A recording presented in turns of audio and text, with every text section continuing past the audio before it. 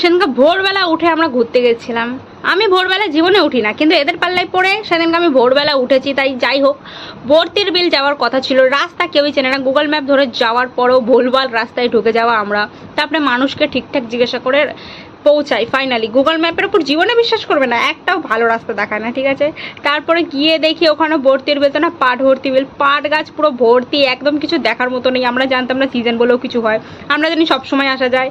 আর এখানে নৌকা ঠৌকা দেখে বলছে চল এরমভাবে আমরা নৌকা চড়বো। আমার বান্ধবী দেখাচ্ছিল এটা কি করে আমরা নৌকা চড়তে হয়, কি করে চালাতে হয়। তারপরে চলে গেছিলাম আর একটা ভেতরের রাস্তায়। আমরা যাদের সাথে ছিলাম তারা আমাদের বারণ করেছে যাস না, কিন্তু আমরা শোনার মতো মানুষ না, ঠিক আছে।